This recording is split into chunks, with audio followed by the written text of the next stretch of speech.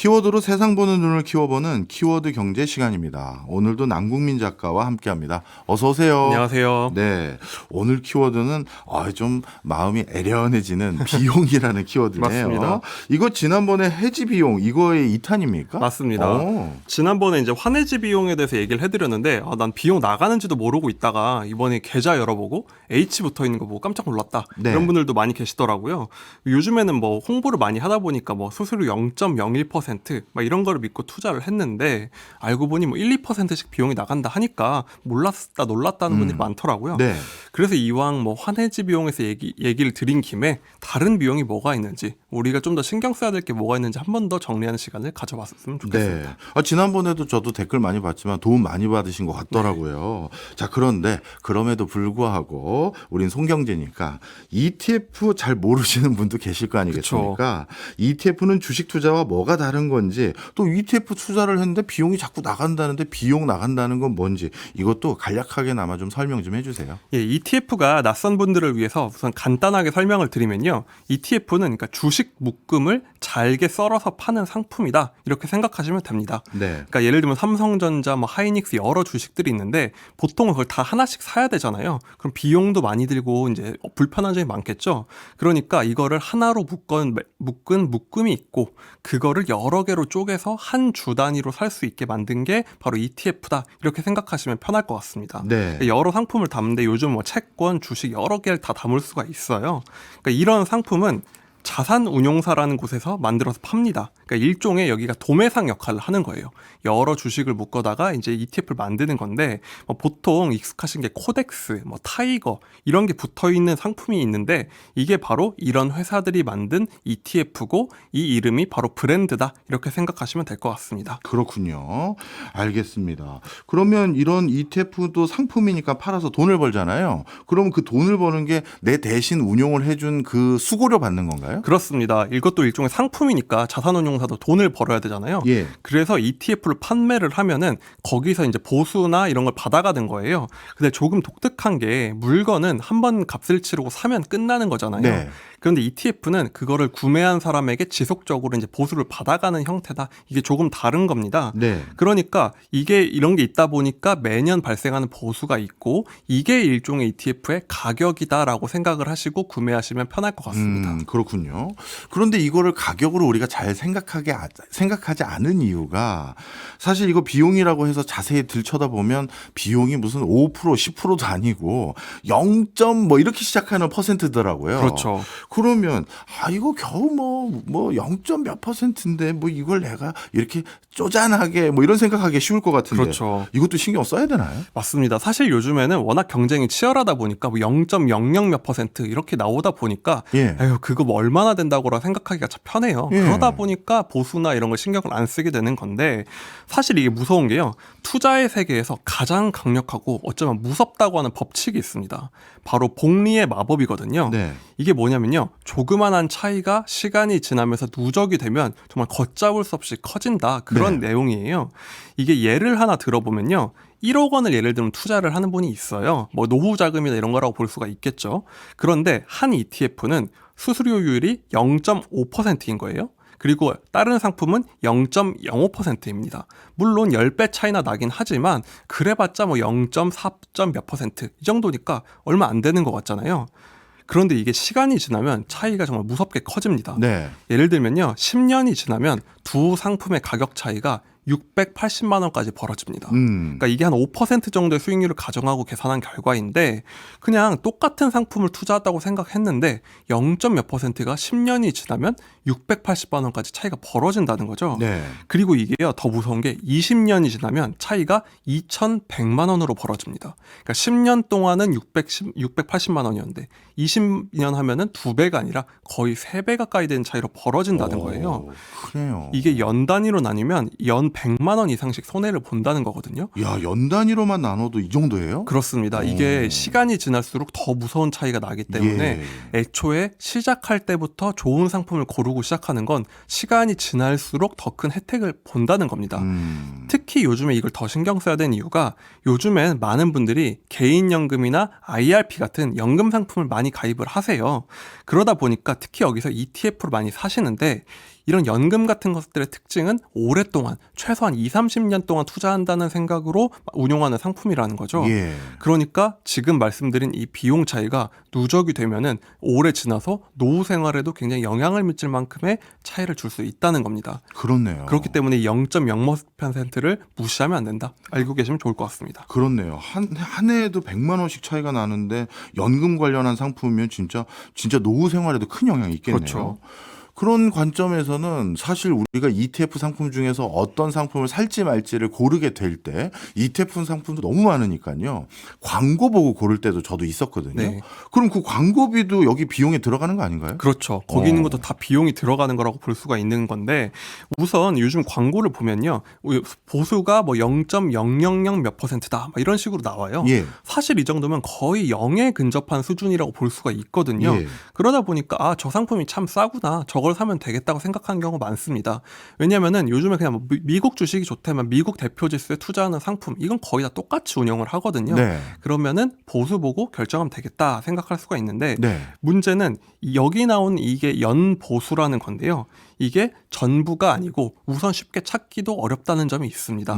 우선 이걸 어떻게 봐야 되냐면 그 ETF를 판매하는 자산운용사의 홈페이지에 들어가서 그 연보수가 써 있는 게 있어요. 예. 그걸 보고 일단 비교를 하시면 편한데 여기서 이제 이게 끝이 아니다라는 게 중요한 거죠. 연보수에 대해서도 좀 자세히 설명해 주세요. 이게 연보수는요 말 그대로 자산운용사가 매년 가져가는 일종의 보수인 거예요. 예, 뭐 그러니까 자산운용사의 수익을 보수라고 하는 거죠. 그렇습니다. 그들에게 있어서는 이제 수익이고 우리가 볼 때는 뭐 수수료다 이렇게 네. 생각할 수도 있겠죠. 요즘에는 굉장히 낮게 홍보하는 그 숫자가 바로 이건데요. 예를 들면 0.001%면요. 1억 원을 투자했을 때 연 10,000원이에요. 네. 그러다 보니까 100만 원이면 100원이니까 예. 거의 뭐 공짜 수준이니까 이제는 뭐 이거 신경 안 써도 된다 생각하는 분들이 많은데요. 사실 우리나라 자산운용사들이 뭐 뛰어난 점이라고 할 수 있는 게 우리보다 훨씬 시장이 발달한 미국보다도 ETF 이제 보수가 저렴하기도 합니다. 그러니까 미국 나스닥 ETF인데 네. 한국에 상장된 게 미국에 상장된 것보다도 보수가 저렴하기도 해요. 그럼 우리 같은 개인 투자자들 입장에선 좋은 거 아닌가요? 그렇죠. 이거는 참 긍정적인 면이라고 할 수가 있습니다. 요즘에는 뭐 경쟁이 더 격화돼가지고 더 낮아지고 있는 추세니까요. 예. 그런데 문제는 방금 말씀드린 것처럼 이게 끝이 아니라는 겁니다. 사실 소비자 입장에서 얼마가 나가는지가 중요한 거잖아요. 예. 근데 이거는 총 보수를 생각한 건데 문제는 총 비용은 다른 개념이라는 거예요. 네. 문제는 이 상품을 운용하면요 비용이 또 따로 발생합니다. 그러니까 자산운용사가 가져가는 게 아니라 운용을 하다 보면 생기는 비용이 있는데 예를 들면 우리가 집을 사도 수리도 하고 예를 들면 뭐 큰 건물 같은 관리인도 쓰고 뭐 세금도 내야 되고 여러 가지가 있잖아요. 네. ETF도 그거랑 마찬가지로 이렇게 관리 비용이 들어가는 겁니다. 그런데 자산운용사들의 이 상품은 이거를 자산운용사가 직접 내는 게 아니라 그 ETF를 소유한 사람에게서 가져간다는 거죠. 네, 그렇군요. 자, 그러면 집이나 공장 이런 건 비용이 드는 게 이해가 되는데 ETF를 운용하는 데는 또 운용하는 과정에서는 또 어떤 비용이 들어요? 이게 ETF의 여러 비용 중에 우선 몇 가지 말씀드리면요. 일단 결제 수수료라는 게 있습니다. 네. 우리도 증권사 앱으로 뭐 주식을 사고 팔면요. 뭐 그 증권사에서 몇 %씩 수수료를 가져가잖아요. 예.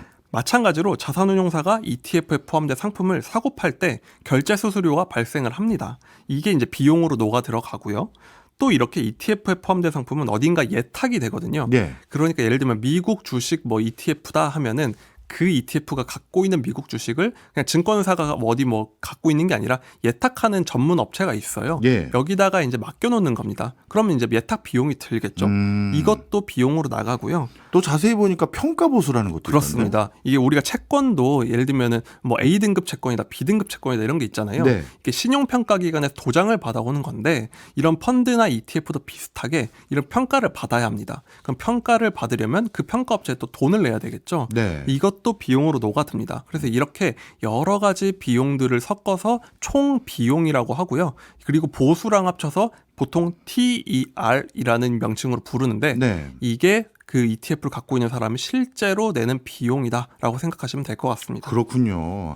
아니 보수라고 써 있는 게 한두 개가 아니고 또 이런 거는 깨알 같은 글씨로 써 있어서 뭔가 더 비용이 있을 줄 알았는데 진짜 생각하니까 뭐 정말 많은 비용이 있네요. 이게 정말 요즘같이 특히 보수가 낮아진 시기에 더 중요한 게요. 옛날에는 보수가 워낙 높던 시절이다 보니까 이 비용이 오히려 미미하고 보수가 굉장히 중요하던 시절이 있었어요. 그때 뭐 자산운용사들에겐 그때가 좋은 시절이었을 텐데 요즘에는 이게 보수가 낮아지다 보니까 비용의 비율이 커진 겁니다. 예. 이게 물론 자산운용사가 다 가져가는 건 아니고 그냥 운영하면 당연히 발생한 비용인데 소비자는 그게 중요한 게 아니잖아요. 예. 내 ETF의 가치가 떨어지는 일이니까 이게 얼마나 중요하냐면 예를 들어보면요. A라는 상품을 제가 실제로 검색을 한 거고 이제 나스닥 ETF를 검색을 했어요. 지금 A라는 상품은 연 보수가 0.04%라고 표기가 돼 있고요. B는 0.07%예요. 그럼 이것만 봤을 때는 투자자 입장에서는 당연히 더 연보수가 저렴한 A 상품을 고르는 게 맞겠죠. 예. 그리고 이거를 자산운용사에 들어가면 이 숫자만 나오니까 그렇게 생각하기가 쉽습니다. 그런데 방금 말씀드린 비용을 다 합쳐서 비교를 해보면요. B는 0.16%예요. 네. 그런데 A는 0.3%가 됩니다. 아, 그러니까 정리를 하자면 연 보수라는 기준으로 따졌을 때는 A 상품이 훨씬 더 저렴해 보이긴 하나 비용까지 다 합쳐봤을 때는 반대일 수 있다 이 얘기네요. 그렇습니다. 보수만 봤을 때는 A가 절반인데 총 비용을 했던 A가 오히려 2배나 많이 나가더라라고 하는 거니까 보수만 보고 결정하신 분들은 의도치 않은 손해를 보게 되는 거니까 이거를 고려를 해야 되는 거죠. 어떻게 보면 ETF 가입할 때 가입 검고해주는 그 어떻게 보면 상담사라고 해야 될까요? 그분이 연 보수가 이러니까 이거 좋은 겁니다. 그것만 믿으면 안 되고 오히려 비용이라는 총 비용까지 다 고려해야 되는 거군요. 그렇습니다. 이게 여러 가지를 고려를 해야 되는 게 저번에 해지 상품 얘기해 드릴 때 생각지 못한 2% 가까운 비용을 말씀드렸잖아요. 네. 그것처럼 이 비용도 항상 나가는 거기 때문에 가입 전에 항상 생각을 해야 된다는 겁니다. 네. 그러면 이 총 비용은 어떻게 보면 상품 설명서 거기 적혀 있나요? 이게 홈페이지까지 들어가면 연 보수까지만 볼 수 있다고 했잖아요. 예. 비용을 보려면 한 스텝 더 들어가야 됩니다. 예. 거기 홈페이지 안에 보면요. 보통 투자 설명서라는 게 있습니다. 예. 이거 눌러보시면 막 수십 페이지가 되고 무슨 맞아요. 말인지도 모르게 써 있어요. 글씨도 작다니까요. 그렇죠. 정말 깨알같이 써 있는데 거기에 총 비용이 써 있습니다. 이제 보수가 있고요. 옆에 비용이 있어서 당신이 얼마를 투자하면 매년 나가는 진짜 비용은 얼마입니다가 그 안에 써 있어요. 그렇기 때문에 이것까지 보시려는 분은 홈페이지에서 설명서를 열어서 좀 찾아봐야 한다. 그래야 진짜 비용을 알 수 있다는 겁니다. 우리가 이제 투자 설명서 읽어보다 보면 간이 설명서라는 게 또 있긴 있더라고요. 그렇죠, 맞습니다. 거기엔 안 적혀 있습니까? 간이 설명서를 보시는 게 정말 가장 빠른 길인데요. 어. 간이 설명서를 보시면 보통은 투자 설명서가 거의 100페이지 가까이 될 때도 있는데 예. 간이 설명서보다 한 30페이지고 이 총 비용은 앞에서 한 10페이지 안에 있습니다. 그렇기 때문에 빨리 그것만 체크를 하시면 투자하는 분 입장에서는 가장 효율적이다. 이렇게도 볼 수가 있습니다. 이거는 좀 제도적으로 좀 아쉽네요. 어떻게 보면 이렇게 중요한 정보인데 이런 것들을 개인 투자자들이 이렇게 찾아보도록 해야 되는 건가? 정부에서 어떻게 보면 좀 권고사항으로 또는 아니면 의무사항으로 좀 쉽게 비교할 수 있게 하는 게 더 낫지 않을까 이런 생각도 드네요. 그렇죠. 사실 제가 설명은 드렸지만 보통 투자하는 분들이 연보수 확인하는 것도 참 성실한 분들인데 예. 비용까지 봐야 된다는 건 참 쉽지 않은 일이잖아요. 예. 그리고 해외 같은 경우는 보통은 이제 토탈 익스펜스 레이시오, 그러니까 이 TER을 써놔요. 그렇기 때문에 좀 그렇게 바뀌는 게 좋지 않을까 싶기는 하고요. 예. 그런데 여기까지도 쉽지가 않은데 또 고려해야 될 게 한 가지 더 있습니다. 이게 뭐가 있냐면요. 매매 중개 수수료율도 있어요. 그러니까 방금까지는 두 가지 말씀드렸고 이것까지 추가가 돼야 되는 건데요. 이거는 뭐냐면요. 매년 따박따박 가져가는 건 아닌데 네. 한 번에 살 때 그리고 팔 때 나가는 비용이라고 보시면 돼요. 그러니까 집을 살 때 뭐 살 때 비용, 팔 때 비용이라고 생각하시면 되는데 이것도 좀 무시할 정도의 규모는 아니에요. 왜냐면요. 방금 비교했던 나스닥 ETF 중에 연 보수가 0.04%인 게 있거든요. 근데 이 상품에다가 비용의 매매 수수료를 다 합치면 0.54%가 됩니다. 그러니까 예. 16배 정도 많아져요. 나간 비용이. 그러니까 생각했던 것보다. 그러니까 0.04%면 엄청 싸네 했던 분이 사실은 그것보다 10배 이상의 대가를 치르고 있을 수 있다. 요거까지 보시는 게 가장 합리적인 선택을 하는 방법이다 할 수 있습니다. 네. 야, 매매 수수료율 이런 것까지 하나하나 다 비교하는 거 참 어렵습니다. 그렇죠. 네. 사실 여기까지 들으면 모르겠다. 그냥 투자해야 되겠다라는 생각할 수 있을 것 예, 같은데 그렇죠.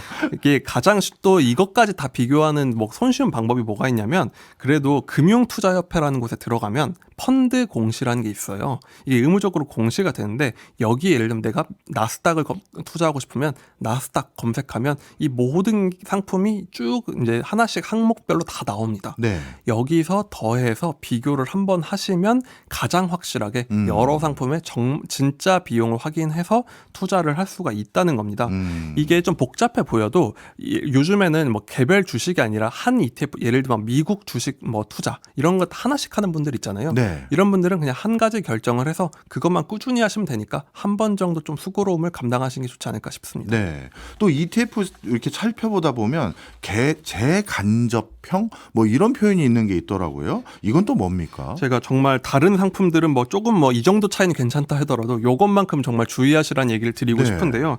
이게 뭐냐면 간접형이잖아요. 예. 제가 다시 간접적으로 투자하는 게 뭐냐면 예. 저는 A라는 ETF를 샀어요. 예. 그럼 전 그걸 산 줄 알지만 사실 A라는 ETF는 다른 나라에 있는 C ETF를 산다거나 다른 곳에 상장된 D ETF를 또 사는 거예요. 그러니까 제가 산 상품은 다른 나라 ETF 상품을 다시 한번 구매한 거군요. 그렇죠. 오. 그렇기 때문에 그 말은 무엇이냐? 이 A라는 ETF의 비용도 치러야 되고 예. 그 다시 투자한 상품 비용도 치러야 되거든요. 아. 그런데 다시 투자한 상품은 연 보수에 당연히 써있지가 않습니다. 이건 비용에 들어간 항목이라고 볼 수 있거든요. 예. 그러니까 투자자는 알고 보면 2배의 값을 치르고 있는 거고 또 문제는 보통 그런 ETF들을 사고 팔 때는 비용이 더 많이 발생하는 경우가 예. 많아요. 그러니까 비용이 무시무시하게 커지는 경우도 있고요. 특히 ETF 말고 펀드는 경쟁이 좀 상대적으로 덜 치열하다 보니 네. 보수가 훨씬 큽니다. 그래서 제가 네. 찾아볼 땐 총 비용을 다 합쳐서 2% 가까이 되는 것들도 있거든요. 그런 것들은 정말 조심하시는 게 좋다. 한마디로 이런 걸 꼭 따져보셔야 된다라고 말씀을 드리고 싶습니다. 네. 오늘 저는 굉장히 유익했습니다. ETF는 요즘 가장 인기 있는 금융 상품인데 ETF에 나와 있는 주요 용어들이 어떤 의미를 담고 있는지를 정말 다 설명해 주신 것 같은데 우리 키워드 경제 때 간간히 이런 금융 상품들 특집도 좀 챙겨주세요. 네, 정말 말씀드릴 게 많아가지고 네. 제가 파생 상품의 위험 이런 거 많이 말씀드리잖아요. 예. 그런 것 좀 항상 고려하시면 좋을 것 같습니다. 예. 오늘 큰 도움 받았습니다. 지금까지 남국민 작가였습니다. 고맙습니다. 감사합니다.